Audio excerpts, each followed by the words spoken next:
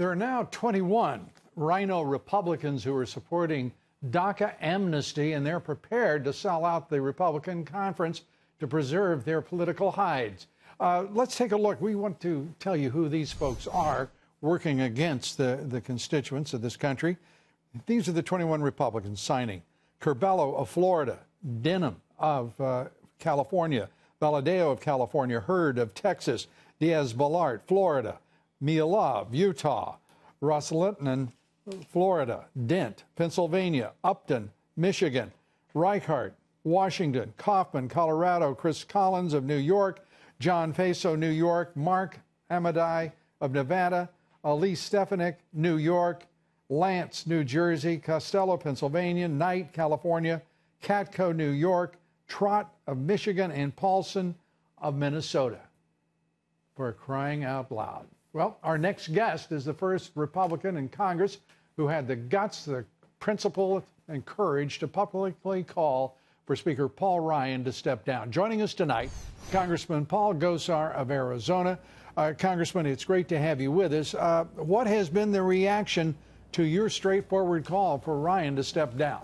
Well, people have asked me, Lou, how is everybody talking about this? And all around the floor, people are talking about this. They see that we're dysfunctional. Bad process builds bad policy, builds bad politics. And if you take my word for it, look at the omnibus bill that we just passed, a $1.3 trillion deficit spending bill that the president said he shouldn't have signed, and he should have trusted his instincts.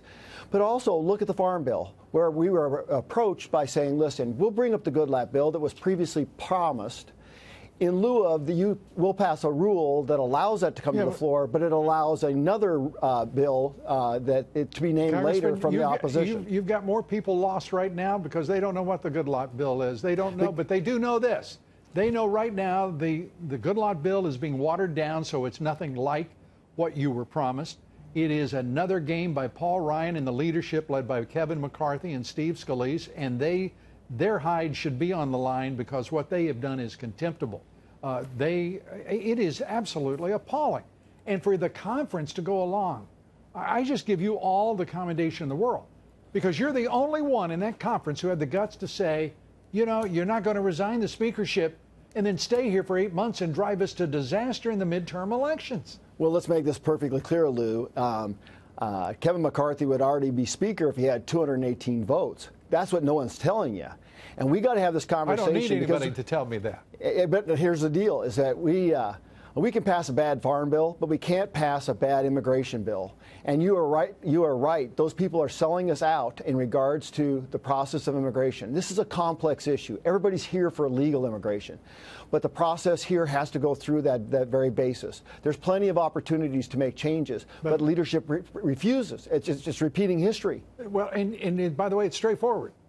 Paul Ryan has told you all to go to hell and just accept what Mother Paul wants to hand you when it comes to the midterm elections. He acts like he's the one who raises the money for the Republican conference. My God, the speaker is always the chief money raiser for the Republican conference. So I don't even understand the reasoning about why anybody would even hesitate, be trepidatious in any way, not to follow your lead. Well, the process is so broken here, and everybody, as you know, are scurrying to save their seats.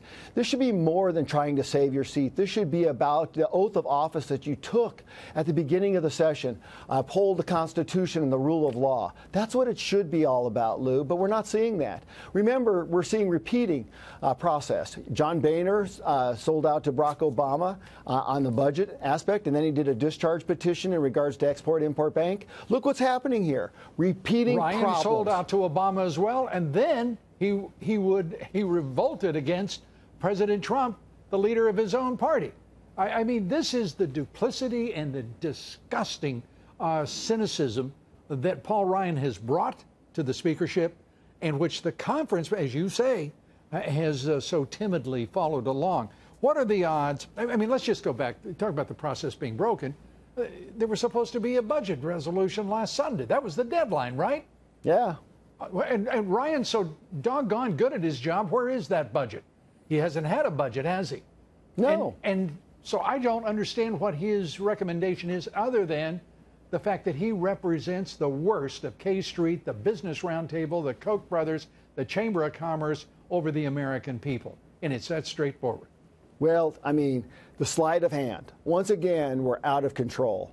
And, you know, he vehemently denies that he's not going anywhere. But what was it? Just go back in time, Lou. He said with Mark Amedee over our break, over spring break, said he wasn't going to resign and he was not going to run again. And they vehemently said, no, that's not the case. The case here is by the way, he's one of the folks who signed up for the discharge position. We're out of time here, Congressman. Well, what I mean, we have to have all tools on the toolbox right now, and everything has to be on the table. Okay, everything on the table. Where's Jim Jordan? Who is going to be the speaker? Who's going to step up here? First of all, there's plenty of people now asking around the country. You know, the speaker is third in line to the presidency. This shouldn't be done behind closed doors. This should be done with America having a breath and a take in it. If they want to drain the swamp, this is a perfect opportunity to get involved and get it done now. Paul Gosar, thanks for being with us. We appreciate it. Thanks, Lou. Who do you want to be speaker? I want Jim Jordan. All right. I love a straightforward, declarative answer. You're the man for it. I appreciate it. And again, thanks, my compliments. Courage is in short supply on that hill, and thank you for yours. Paul Gosar.